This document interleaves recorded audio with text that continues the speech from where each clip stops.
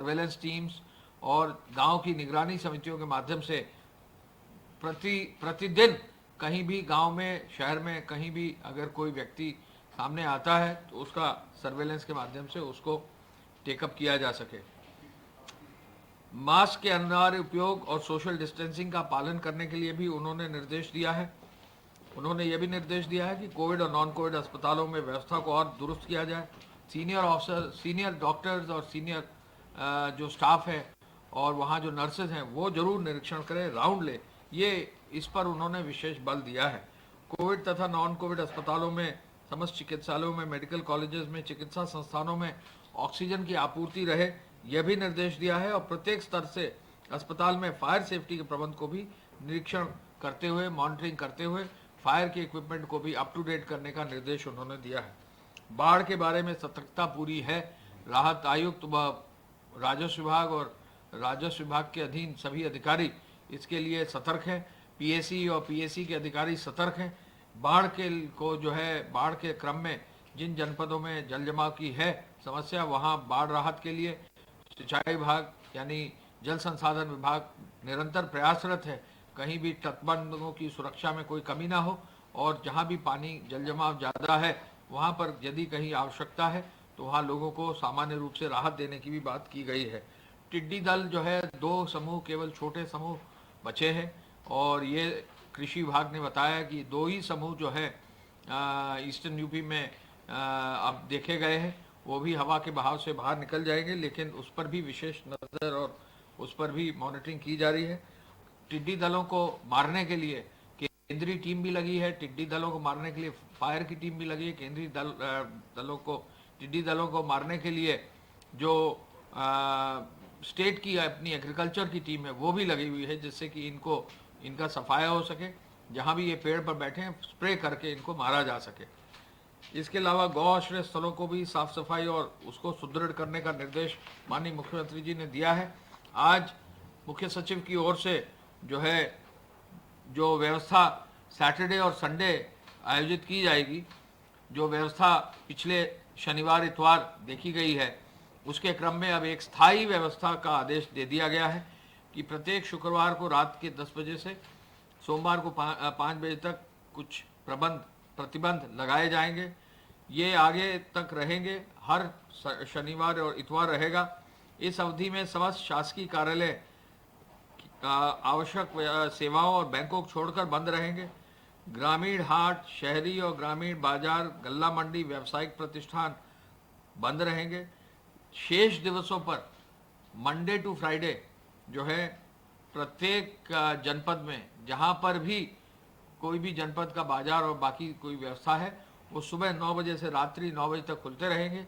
जिन जनपदों में जो है अगर बाजार वीकडेज में बंद हो रहे हैं तो वो खोले जाएंगे, और जिन जनपदों में वीकडेज में जो है कोई साप्ताहिक बंदी रखी गई है तो साप्ताहिक बंदी को शिफ्ट करके सैटरडे या संडे कर दिया जाएगा। जैसे बाजारों को 5 दिन खुलने का पूरी व्यवस्था रहेगी। धार्मिक स्थल सोशल डिस्टेंसिंग के साथ खुलते रहेंगे। सब्जी और फल की मंडियों पर कोई भी प्रभाव नहीं होगा, वो यथावत खुलती रहेंगी, जिससे फल और सब्जी जो पेरिशेबल आइटम्स है उनके व्यापार में और उनके वितरण में कोई बाधा न रहे। ग्रामीण और शहरी क्षेत्रों में जो है उद्योग, आईटी डिपार्टमेंट, आईटीएस की सर्विसेज पर भी कहीं कोई प्रभाव नहीं होगा। औद्योगिक कारखाने चलते रहेंगे और आईटी के क्षेत्र के भी जो भी यूनिट्स हैं वो चलती रहेंगी। स्वास्थ्य एवं चिकित्सा व्यवस्थाओं में जो भी आवश्यक व्यवस्था है वो एज इट इज़, पूरी व्यवस्था एज इट इज़ चलती रहेंगी। रेलवे के लिए जो मूवमेंट है वो पूरा चलता रहेगा। परिवहन निगम की बसें भी शनिवार और इतवार को चलेंगी। पूर्व का आदेश जो है उसमें परिवर्तन कर दिया गया है, और रेलवे के साथ साथ फ्लाइट्स के साथ, डोमेस्टिक फ्लाइट्स के साथ, इंटरनेशनल फ्लाइट्स के साथ साथ रोडवेज की बसेस भी शनिवार और इतवार को चलती रहेंगी। सैनिटाइजेशन, सफाई का और स्वच्छता का विशेष अभियान जैसा निश्चित किया गया था, 2 दिन विशेष अभियान हर गांव में, हर देहात में, हर मोहल्ले में, हर वार्ड में चालू रहेगा। सर्वेलेंस टीम के माध्यम से व्यापक प्रचार करते हुए लोगों का डोर टू डोर कैंपेन करके ये पता लगाया जाएगा कि व्यक्ति कोई भी ऐसा तो नहीं है संदिग्ध है जिसको कि अस्पताल में जांच कराकर उसको चिकित्सकीय सहायता की आवश्यकता होगी। मालवाहक वाहनों के आवागमन पर कोई प्रतिबंध नहीं रहेगा। राष्ट्रीय और राज्य मार्गों में एक्सप्रेसवेज पर परिवहन जारी रहेगा। बृहद निर्माण कार्य सभी जारी रहेंगे। प्राइवेट भी निर्माण कार्य यदि बड़े हैं तो उन प्रोजेक्ट्स को कहीं रोका नहीं जाएगा। सार्वजनिक स्थलों पर पब्लिक एड्रेस सिस्टम लगाया जाएगा और जागरूकता के व्यापक कार्यक्रम और प्रचार के कार्यक्रम सूचना विभाग द्वारा किया जाएगा। पुलिस विभाग द्वारा यूपी 112 द्वारा पेट्रोलिंग और इनका भी कड़ाई से पालन करने का भी निर्देश माननीय मुख्यमंत्री जी ने आज दिया है। आज आपको मालूम है माननीय मुख्यमंत्री जी ने डिप्टी सीएम केशव मौर्य साहब के साथ में जो है लोक निर्माण विभाग के 2250 करोड़ रुपए की लागत के 8 मार्ग परियोजना का लोकार्पण और शिलान्यास डिजिटल विधि से किया है। इसमें 1249 करोड़ के से अधिक की लागत के 5 परियोजनाओं का लोकार्पण और 1001 करोड़ की लागत के 3 परियोजनाओं को शिलान्यास किया है। बेहतर सड़क विकास का कारक होती है, निवेश का आधार बनती है, ये माननीय मुख्यमंत्री जी ने आज कहा है। और इसमें यह भी आवश्यक है कि इस पूरे कार्य के लिए तेजी लाई जाए और ये निर्देश आज उन्होंने दिए हैं। माननीय उप मुख्यमंत्री जी ने कहा कि मुख्यमंत्री जी के कुशल नेतृत्व में ये उत्कृष्ट कार्य किया जाएगा। उन्होंने कहा कि आज लोकार्पित और शिलान्यास होने वाली परियोजना से आम व्यक्ति का जीवन और सहज होगा और इसको कार्य को और आगे और तेजी से बढ़ाया जाएगा। एशियन डेवलपमेंट बैंक और विश्व बैंक द्वारा सहायतित इन परियोजनाओं के लिए विशेष रूप से जो है कार्य किया जाएगा और इस ओर भी जो है पूरा मेहनत और प्रयास करके काम किया जाएगा। आज गृह विभाग की सूचना के अनुसार जो पिछले 2 दिन का अभियान चला था उसको अगर देखा जाए तो काफ़ी संख्या में एक धारा 188 के अंतर्गत एफआईआर दर्ज कर दी गई है। अब एकदम से इन मामलों में लगभग 8 से 10,000 11,000 एफआईआर दर्ज करके एक्स्ट्रा पिछले 2 दिन में 1,07,195 एफआईआर दर्ज होकर 2,56,271 लोगों को नामजद किया गया है। प्रयास यह है कि किसी भी सूरत में लॉकडाउन यदि किसी भी सूरत में जो प्रतिबंध है यदि उसमें कहीं भी कोई दिक्कत किसी तरह की है तो उसको पूरी तरह से पालन किया जाए। कोशिश पहले तो ये की जाए कि लोग स्वयं ही उसको जो है पालन उसका करें, लेकिन यदि आवश्यकता होगी तो कार्रवाई भी की जाएगी और सख्ती भी की जाएगी। अब तक 62,889 वाहन सीज कर दिए गए हैं। 45 करोड़ रुपया जो है जुर्माना वाहनों से ले लिया गया है।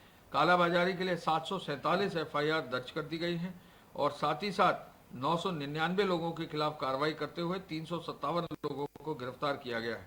1815 मामले फेक न्यूज़ के हैं। इनमें काफ़ी मामले ट्विटर फेसबुक के अब सामने आए हैं। कल 14 तारीख में ट्विटर के 11 और फेसबुक का एक मामला 12 कुल मामले आए हैं जिन पर कार्रवाई की जा रही है। हॉटस्पॉट्स की संख्या बढ़ी है और इसमें अब तक 4,049 हॉटस्पॉट्स के अंतर्गत 10,60,000 मकानों में 61 लाख लोग हॉटस्पॉट्स के अंतर्गत आए हैं। हॉटस्पॉट्स के मैनेजमेंट के लिए विशेष रूप से निर्देश दिए गए हैं कि हॉटस्पॉट्स की व्यवस्था मजबूत रखी जाए, लोग बाहर ना निकलें और उनके लिए जो है हेल्थ सिस्टम्स की व्यवस्था, उनके लिए सुरक्षा की व्यवस्था और उनके लिए सप्लाई की व्यवस्था पूरी की जाए। उद्योग विभाग के अब तक 33.82 लाख लोगों को 338 करोड़ हजार रुपए के आधार पर बांटा गया है। बहुत सारी संख्या में लोगों को इसमें शामिल किया गया है और निर्माण कार्य से जुड़े हुए 16,65,000 श्रमिकों को द्वितीय किस्त की भुगतान भी जो है अब तक किया जा चुका है। 97 पीपीई किट्स और मास्क की इकाइयाँ अब चल रही हैं। फ्लोर मिल अब 1127, तेल मिल 503, दाल मिल 350 चल रही हैं।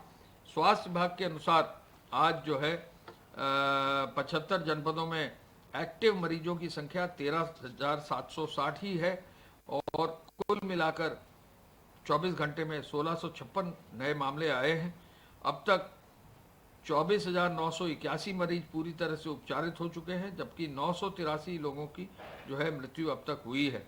कोरोना टेस्टिंग हेतु अब तक 11,57,273 लोगों के सैंपल टेस्ट किए गए हैं और ये जो सैंपल टेस्टिंग टोटल प्रदेश में हुई है ये पूरे देश में अग्रणी स्थान जो है में से आ गया है। अब हम जो है दूसरे नंबर पर संभवतः जा चुके हैं कुल टेस्टिंग में और इस ओर भी जो है अगर जैसा कि माननीय मुख्यमंत्री जी ने निर्देश दिया है 50,000 की टेस्टिंग प्रतिदिन हो जाती है तो हम जो है अग्रणी स्थान फिर इसको और हासिल कर लेंगे। पिछले 24 घंटे में पूल टेस्टिंग 16,055 सैंपल की गई। 5-5 के पूल के 2447 और 10-10 के पूल के 382 सैंपल की जांच की गई। 10-10 के सैंपल के पूल में 71 पूल और 5-5 के सैंपल में 366 पूल पॉजिटिव पाए गए हैं। ऐसे में जो है टेस्टिंग की व्यवस्था को और मजबूत किया गया है। किसी भी सूरत में टेस्टिंग के कार्य को जो है उस पर जो है कोई कमी न लाने पाए, इस पर जो है विशेष रूप से ध्यान अब दिया जा रहा है। इसमें एक चीज़ और हम आपको बता दें कि टेस्टिंग लैब्स में भी अब और मजबूती आ गई है। परसों जो है माननीय मुख्यमंत्री जी ने 7 नई लैब्स का जो है उद्घाटन किया था। इन लैब से भी अब जो है नई जो लैब्स हैं उन पर भी अब जो है कार्रवाई शुरू हो गई है और 7 जो नई लैब्स हैं वहाँ पर मैन पावर लगाकर उन पर भी अब टेस्टिंग की व्यवस्था शुरू हो गई है। टेस्टिंग के लिए और जो डिटेल्स हैं वो प्रेस नोट में डाले जाएंगे और आपको दिया जाएगा। धन्यवाद। जय हिंद।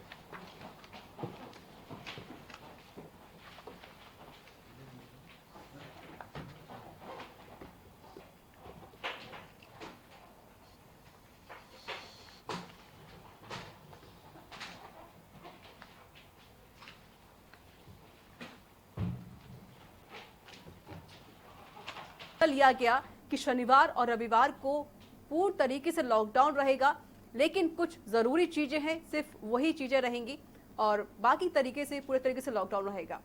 तो देखा जा रहा है कि उत्तर प्रदेश